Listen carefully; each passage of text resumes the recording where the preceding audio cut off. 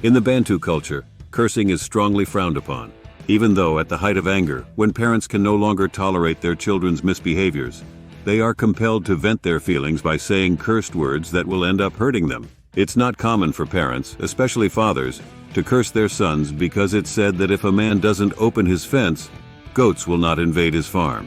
One may say things out of annoyance with no intention for the words to see them actualize. However, if such cursing words were said in the presence of other villagers, your enemies could use your words to hurt your son, and the consequences will be attributed to the parents. By abandoning school and exposing his father to public ridicule, Smith's actions could be likened to what Ham did to his father in the Bible. Esume didn't vent his anger only with word of mouth. He decided to use one of the most potent and stagnating weapons to do it with, his wife's grinding stone. In the Bantus culture, a stone symbolizes divide and stagnation. Welcome to the 6th episode of Storytelling on the CEA Network on YouTube. Join us every Friday at 5 p.m. as we recount life experiences from an unpublished manuscript, The Driver. If you enjoy the video, please subscribe, comment, and share as we walk the journey of bringing to life past experiences. And ensure you go back to the last episodes to be up to date with the whole story. Not answering his wife and daughter's salutation was clear to both mother and daughter. Esume's anger had reached a boiling point. Esume went to his wife's fire band, picked up the round pepper grinding stone and sat down. If I am your father, the one from whose loin you came, if I am the one who nursed you, Smith, if that name you answer, my father gave it to you. Smith, if I am the one you call your father who had relations with your mother and brought you into this world, that journey to Kumba would not be a success. You cannot hold any opportunity firmly, no matter the nearness. I will not doubt my wife. But let me assume I am not your father. Yet you cannot let my labor, the pains I took bringing you up, go unrewarded. The suffering and agony I have undergone are sufficient to pin you down. You have chosen to become recalcitrant. There is no way to escape my venom. Upon hearing these cursed and bewitching words, Mama Sarah ran from the kitchen in disbelief and held Esume's hand.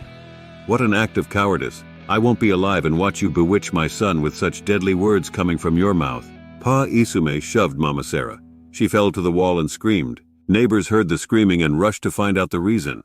Esume entered his room and shut the door. Mahjong Alex spanked fast at the sight of his friend and embraced him. But his friend responded with very little enthusiasm. He was tired, wearied, dirty, dizzy, and worst of all, hungry. Not knowing Smith, he reduced his excitement and avoided asking questions, picked up and headed home. As they tried to get out of the park and take a taxi, Smith turned to his friend and said, "You know we have an adage that it was a shame that killed Chief Ntoko, the paramount chief of the Bakosi people." "Don't say that," Alex cut in. "Do you know your history well? It wasn't shame that killed him, but the pride of a great leader. The pride that made his realm. He couldn't see himself being maltreated and imprisoned in his fatherland by the colonial master when he had not committed a crime, which is why he committed suicide.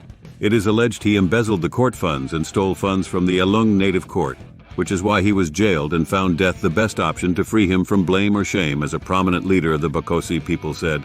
You know, we say when a man wants to kill a dog, he lies that the dog is wild and untamable.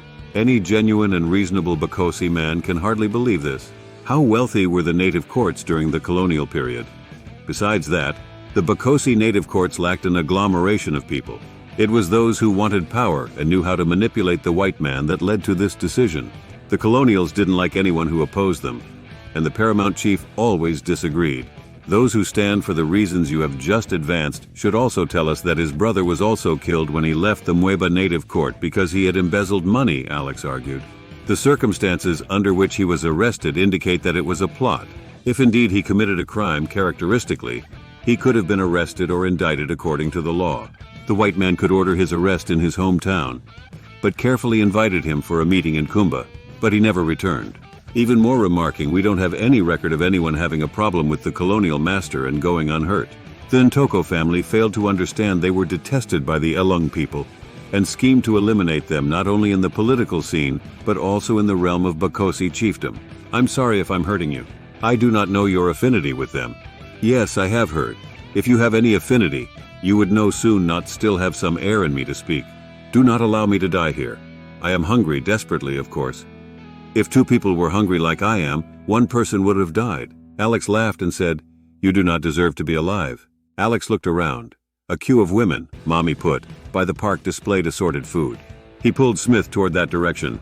The woman stood up lively with a broad smile. Yes, what do you want? What do you have? Alex asked.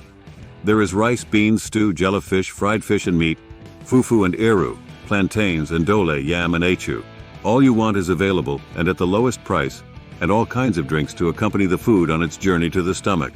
Another food seller was drawing Smith's attention with appealing fresh looks, so when the first food seller finished enumerating the food items, wearing a distracting smile, Smith turned and said, I didn't hear what she said. How could you hear me when you were looking elsewhere?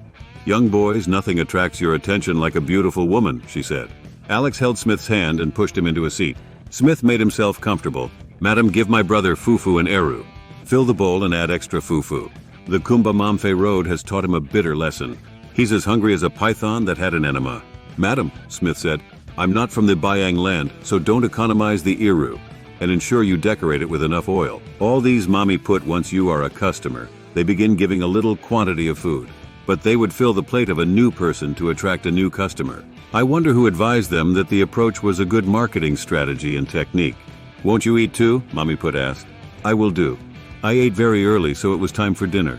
Give us 2 bottles of 33 export beer. Mommy Put uncocked both bottles. A close-by discotheque dished out one of the latest hit songs, Suffer Don Finish by Super Negro Bantus, followed immediately with Sweet Mother by Prince Nico Mbarga.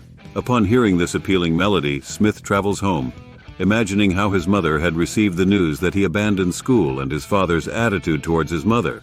Very cold, Smith said, taking the first step. Have you got a fridge, madam? Hey, do not madam me, replied the woman. The word reappears rampant on your lip. Do I look like your madam, who told you I have a husband? Please don't get on your nerves, Alex said. We thought you had a husband. What a false conception. I am pleased to hear that you must visit me this weekend. Shut up your mouth, small boy. Come to your house. Do you have a house? What can you do for a woman like me, a small loader, a mere laborer who doesn't have a job? Mommy Put, do you entirely understand the meaning of a job? A job is where one earns a living. That's precisely what you are doing. As you put it, I earn a living being a moto park boy, and I'm proud of it. Mommy Put, may I know your real name? My brother is a very smart man. Madam is a sign of respect, and having a job or something doing is an honest way of living.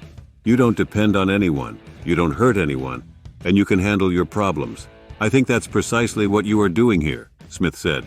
I would instead visit you than your brother Alex, who badmouths me every day he comes here to eat, Mommy Put declared. You didn't hear me when I said he just came, Alex responded. Smith doesn't have a home, so you will have to come to my house to visit him. I hear him call you Smith. Is that your name? Smith nodded. Smith, Mommy Put called. Clara is my name, not Mommy Put. That name is used by these park boys who have no respect for women who help survive them in this park and market. My house is open. If you are hungry, stop by any time and eat. But don't be like your brother and like all those I see vagabonding in the park. Most of them dropped out or didn't go to school, and therefore didn't have a good sense of direction. The expression dropped out of school instantly pieced Smith's heart, thinking he may have made a wrong decision. Clara, I will respect my brother and not insult you for disrespecting me, because we came to eat and give you money. But let me remind you, some of us didn't go to or drop out of school. Not because we had the opportunity and turned it down. In life, we face various problems and circumstances that influence our decisions. Why don't you own a restaurant rather than being a Mommy Put in the park? When I started eating here 2 years ago, you had only 2 cooking pots and a few utensils with 2 seats. Everyone in every situation has a beginning, and we never start the same. What's important is starting and being consistent despite the challenges. Some park boys are married and care for their families with school children. Don't underestimate anyone, Alex said. I'm getting the best of you this morning. And I didn't know you could be so constructive. Or is it because I asked your brother to come and eat here? Clara said and laughed. Smith and Alex also laughed. Alex responded saying, You are as mouthy as the Moto Park boys. You are insulting. And Smith, since when did you become a slow eater? Wash your hands and let's leave Mommy Put alone. Mommy Put, kill you there, Clara responded. Smith washed his hands and stood up. Thank you, Clara. You gave me an excellent reception. My brother couldn't have done better. Instead of thanking me for a warm reception, you are showering praises on Clara as if I didn't pay for the food, Alex said. You did, but let Clara take the praises. She is an excellent cook. Once they stepped out of the park, Smith could barely walk. Are we getting a taxi? He asked. Do you have a taxi in your school or village? Alex joked. We don't, and I know the village is mine, not yours, Smith replied. I know you are tired and your belly is fufu and eru, but I live not far from here. It's a walk. A large wooden house with 10 rooms, facing the road directly. Alex shared his room with an old school friend he stumbled on who was stranded upon arriving at Kumba a few days before after making up his mind to invite Smith. Smith looked around. Alex said, "Have a seat." And Smith sat on one of the 3 table chairs. "Do you know Charlie, from Babenzi 1, who was 2 classes ahead of us?" Smith nodded. "Yeah, but I was only interested in the short and intelligent guy, Martin and Tomisco, the football player and the master dribbler. I wonder where they could be. Life is a combination of many things. Hence the outcomes are different. Many intelligent children are in college, and so are the less brilliant and even mediocre. The same categories of young people are roaming the streets doing minimal jobs, some jobless and others already established. Martin is in college and Tomisco is right here in Kumba. You will see him someday. Until we left Catholic school Kokobuma, I never knew that guy's name. I think his actual name is Forby," Alex replied. "So that talent wasted like many others," Smith said. "That's what happens to children born in an unexposed environment, or who couldn't make use of their talent past elementary school. You can't live in the village and expect to be exposed. Besides, remember our parents didn't even encourage sports. Everything they forced us to do was go to school and acquire an education.